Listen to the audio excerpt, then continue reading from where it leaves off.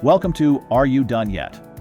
The podcast brought to you by Innovative E, the 2023 and 2024 Microsoft Partner of the Year winner and a 7-time Microsoft Award winner in the last 6 years. Hosted by Mike Taylor, CEO of Innovative E, and Bryan Quick, Senior Director of Business Development, this podcast is your go-to resource for transforming your organization's project and work management strategies, enabling you to become a higher-performing organization with happier people.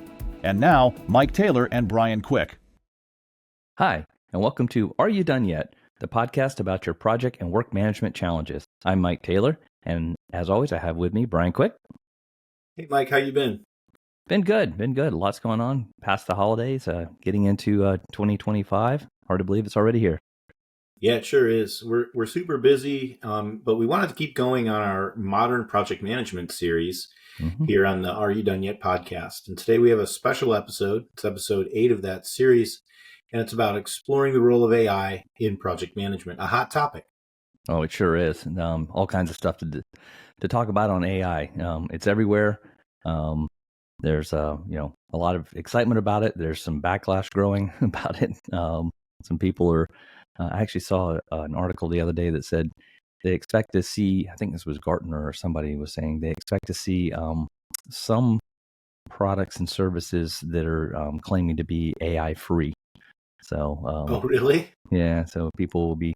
It's made by human hands kind of stuff. But in the world of project management, I think we're just getting just starting to scratch the surface on what AI can do for us in a really positive way. Yeah, I think a lot of folks who are on, a software as a service product, such as M365, are already experiencing some of the benefits of adding or spicing in some Copilot to that. Yeah, really are. And I think,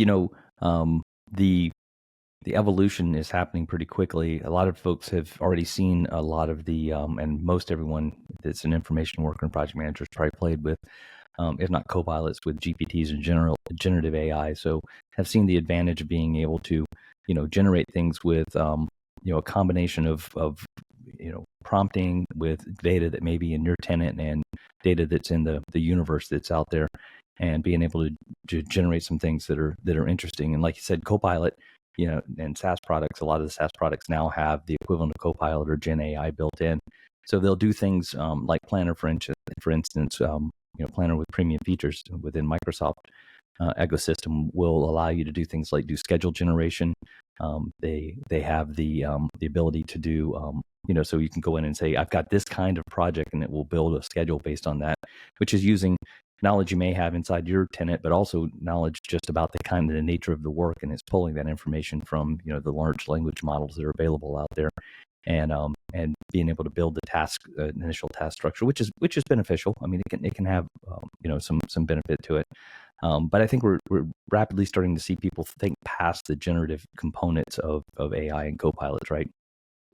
Yeah, you mentioned the Copilot feature of the Planner product. We had learned about that a number of months ago and seen some demonstrations. We actually have that in our demo environment currently. But there were some recent announcements at Ignite with Howard Crow that talked about a Microsoft Planner agent for Copilot.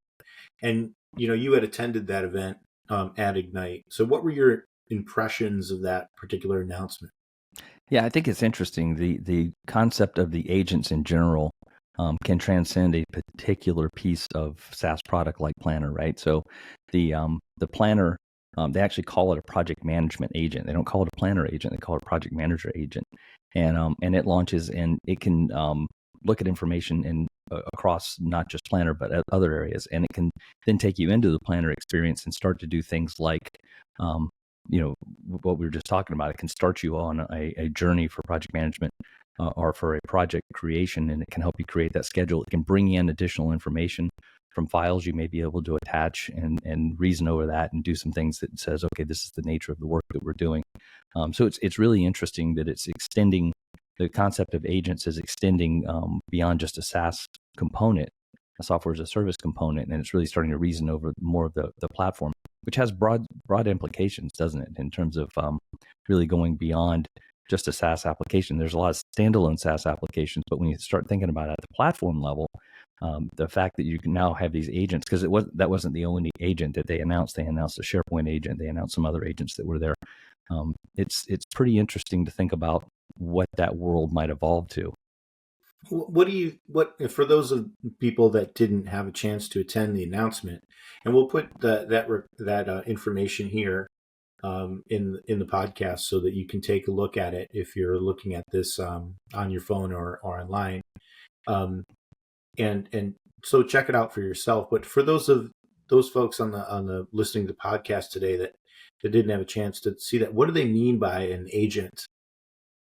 Yeah, so an agent is actually, I think the way to think about it is it's something that exists at the platform level, and it's not necessarily just within the SaaS. And the concept of agents are that they're really going to be that AI layer that can reason over information, not just from, again, within the SaaS and the SaaS data. So not just the planner data, it can reason over other data too. Like it might be able to reason over, say, Outlook data and other things like that. And then you can go into doing a lot more interesting things because you're now playing at a platform level and you're playing with a broader set of data that's available to folks. Which is really, we know that project management is not just about task management, right? It's about the collaboration and the files and the artifact management and the chats and everything else that go on. So agents will have the ability to reason over a lot broader set of information within the platform. So it seems like in a very short period of time, we went from these individual apps inside of Microsoft 365 having their own Copilot sort of widgets, and or their own copilots, as I would say, into now having an agent, from an agent concept, being able to think and reason over multiple data sets, and having agents communicate with other agents, and sort of layers of this hierarchy, so that you're able to actually have the whole thing work together to provide you with results. Yeah, that's right, Bryan. So the agents now can reason over a much bigger data set than just what's within the SaaS app. And in fact, It's kind of funny because you said a lot of people that know Copilots think about like Copilot within Word or Teams, where it's again, it's an interactive Copilot that allows you to do something like within Word, help me draft a document, within Teams, help me do some meeting minutes or things like that. It's very interactive and driven by the prompting. The concept of agents that will continue to be there. Certain types of agents will do that kind of work for you, but now they're talking about building like autonomous agents, which will go, pull into other pieces of data, and even agents that talk to agents. So when you think about like when they launched I don't know exactly how it all works behind the scenes, right? But when they launched the project manager agent, I assume it's going out there, it's opening planner with premium features, but it's also reasoning over some of the other data, like you said, that's available out there. And another really interesting comment that was made, and this probably wasn't an announcement at Ignite, but it was reiterated multiple times, is that Copilot is really, everybody thinks about it, like you said, as being within these apps and being able to help. But really the way Microsoft is viewing Copilot is as the UI, the user interface, or UX it's the entry point into AI within the tenant that you have within your organization. So you have copilots within all these things, but then now the agents are going to be able to start to work at that layer, and they're calling it the AI layer. So Satya had a really interesting over the holidays. I don't know if a lot of people caught it because I think it was somewhere in the week between Christmas and New Year's. But he was being interviewed, and he talked about the role of agents in the AI layer. And the really important and interesting thing that he said was he believes that that's going to begin to replace traditional SaaS. And that is a huge statement, because SaaS has been around for 20 plus years, right? Software as a service. It was the evolution beyond client server. And it's really what we've been living with and dealing with for all of our application needs within organizations. We create SaaS for enterprise apps. We buy SaaS. Customers buy it, So what he's really saying there is the create, read, update, and delete, the CRUD function that these SaaS applications do will start to be supplanted with this AI layer that's going to lay in the platform layer and it's going to have a lot of the logic built in, and it'll have the ability to reason over a much bigger data set. That has very profound implications for all kinds of development and work. But in the project management space, like we've said for many times before, that it kind of re-emphasizes the need for a platform perspective, because the platform is where a lot of the work goes on. You think about like collaboration. A lot of studies will say that 70+% of project management is actually collaboration, which is why we do teams and teams for PM, right? And that's where the work is already happening, as you say all the time. But now you're really thinking about the platform level, and it's not just the automation that's happening at the platform. It's also now this AI level or layer that's going to start to evolve quickly with these agents that are going to happen. And there's going to be agents. There's multiple layers of thinking about agents. There's the agents that you can create on your own. So if you have Copilot, Bryan, you can go in and create an agent, right, using your M365 Copilot, and you can build a widget that goes and looks at some things. You can build a Copilot or agent that is specific to an application. So if you go in and look at the agents that are available to you, you can find on the Microsoft marketplace, there's agents available for a lot of SaaS products that actually enhance their products with the agents. So there's agents for SAP, for Dynamics, we have an agent, we haven't published it yet, but we have an agent for Teams for PM that'll allow you to reason over the Teams for PM data so there's those kind of agents. And then people will build advanced agents for enterprise applications too. So it's going to happen across the board, and it's really going to be that AI layer that's helping get work done. Yeah, I'm really, that's exciting. I'm also at the same time trying to wrap my head around this replacement for SaaS, and I think that that seems like a ways away. Yeah, it seems to me like I think I understand what that means from the standpoint of we're interacting with data, we're hitting submit on some sort of an interaction with software, and then that's putting the data in the database where it's stored or it's retrieving it. And that type of thing, you would just be able to ask the agent, hey, give me this or that, or right. and have it just deliver it back to you without having to read it on a UI or interact with a UI. Is that what you think he means by that, at least initially? The concept that the logic layer will start to become replaced a lot with AI. He did say, and it was important, that at the endpoints, the purpose-built, he called them agents, but there will still be, I think there'll still be like a SaaS component to it, which will be purpose-built around a specific need. And there's going to have to be, right? There's business logic or logic's built in. So in the project management space, there's logic that's built into the way we collectively think about managing work. And that's been institutionalized and baked into curriculum and people for decades now. So that's not going to go away. You can't just magically say it's a free for all. We're still going to have to kind of bucketize work, especially in the the project portfolio management space. So what's the definition of a task? It's going to have to be a task is a task. It has a beginning and end. There's some work accomplished in there. So how that task gets entered and tracked, and if there's dependencies and things like that, all that kind of business logic is still going to be meshed in there somewhere. Right. Is it going to be through a traditional front end? I think for the foreseeable future, like you said, it's going to continue to go through things like Planner with premium features, some of these third-party apps and things like that. So there's going to be that way to get the data in and work with it. But I think the agents will then work largely kind of reasoning over the data and being able to go get information back. I think it's going to, in some ways, replace some of the manual automations that are built to go find information. But getting the data in and working with the data is still in the project management space, and we've talked about this a lot, is especially challenging because humans have to enter the data. Right. I think coming back to reality of today a little bit, an awful lot of the data entry piece is your opportunity to beyond just Gen AI, have AI go build like a schedule for you or meeting minutes or things like that.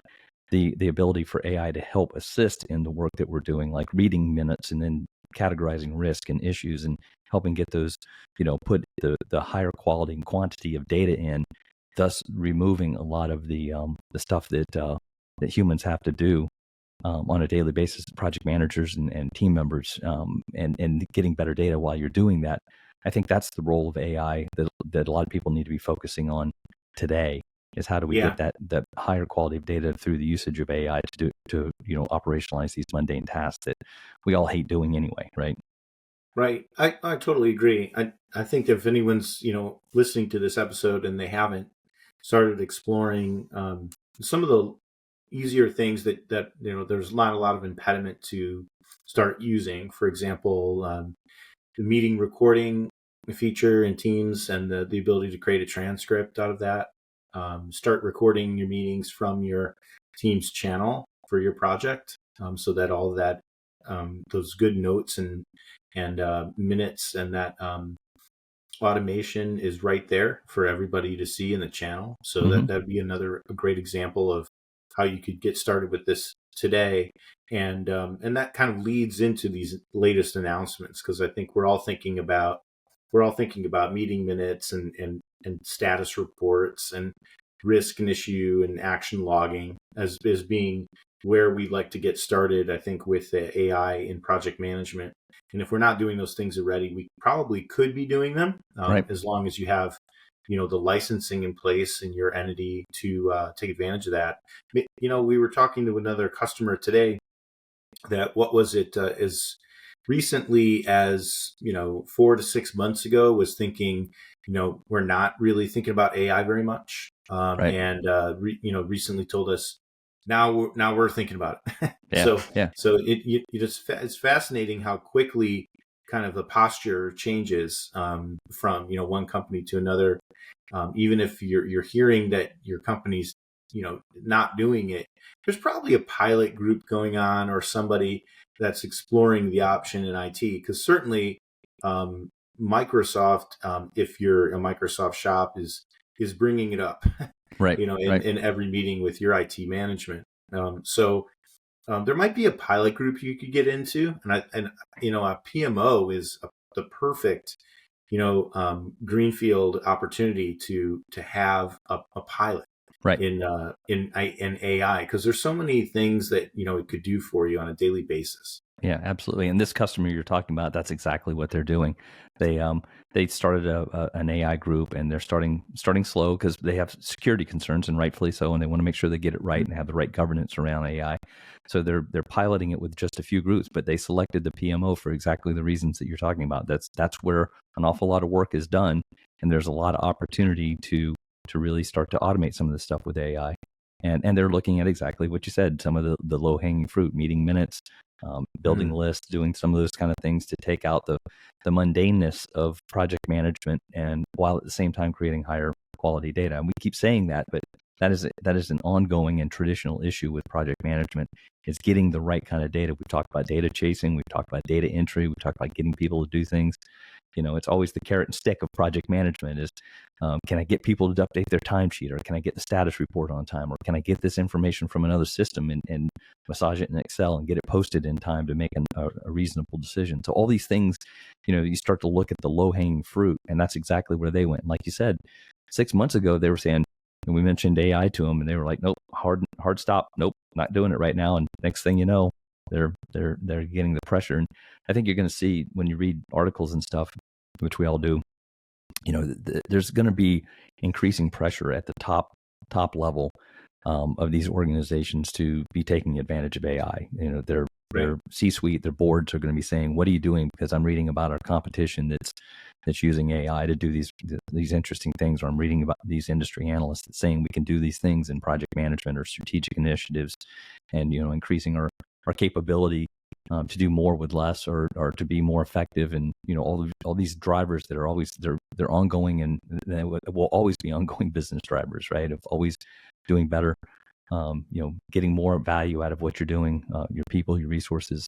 And I think project management with AI is certainly one of those areas that it's super ripe for the picking of that at a low hanging fruit level, and then into the future and into a lot more interesting ways, which a lot of people try focusing on that first, right? They try focusing on predictive analytics and auto project generation and all that kind of stuff.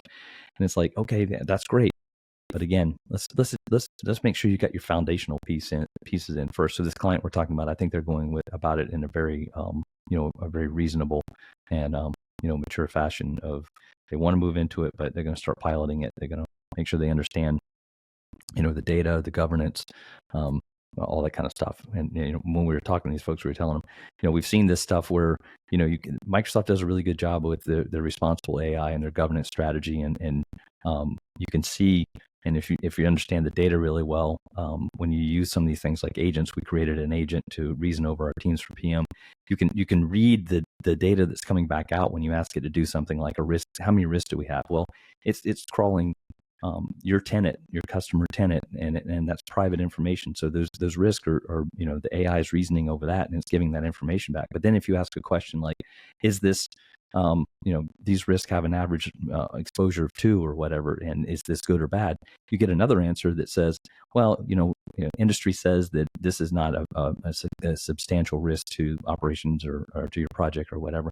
Well, that's obviously not, that information is not contained within your tenant. It's actually mining that information from large language models, which exist outside, and bringing that in.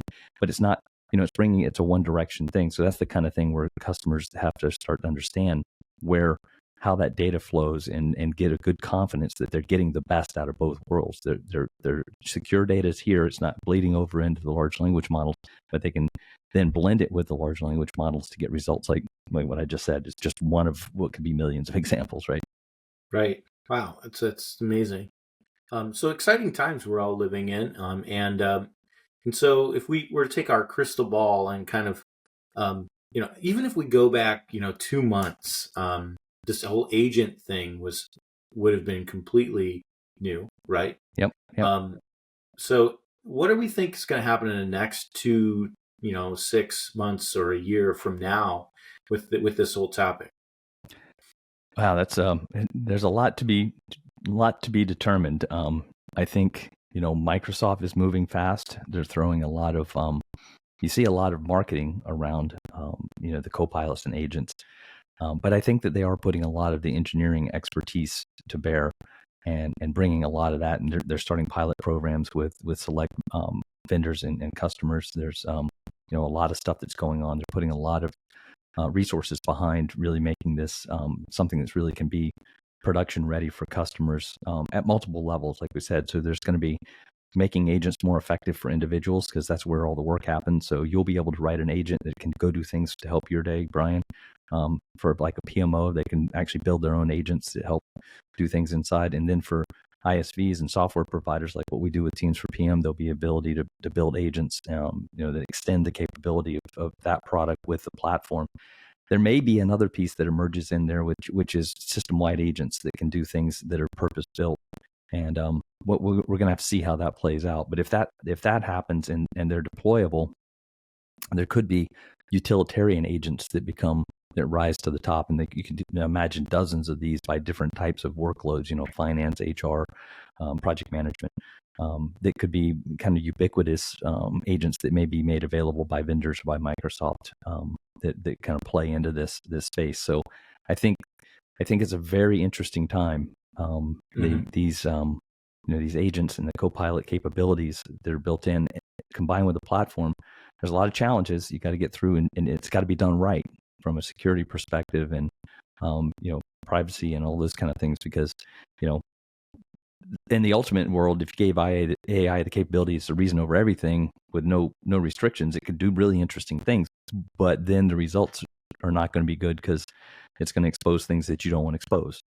So PII and other and sensitive information and everything else. So there's a real balance there that Microsoft and customers and vendors are going to have to grapple with as they take on this challenge. But I think the opportunities are so amazing for what can happen there to accelerate the pace of AI adoption. Move way past this this Gen AI that we've kind of been in for the last year and a half, 2 years, and start to move. And then there's been some RPA, robotic process automation, and stuff that are built in, but now they're really talking about autonomous agents that can go work behind the scenes to do a lot of this work.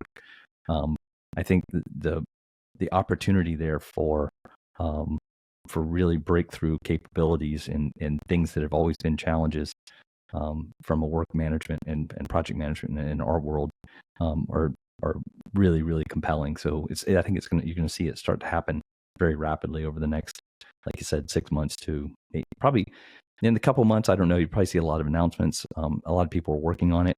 I think in 6 to 18 months, you'll start to see some really interesting stuff coming to market.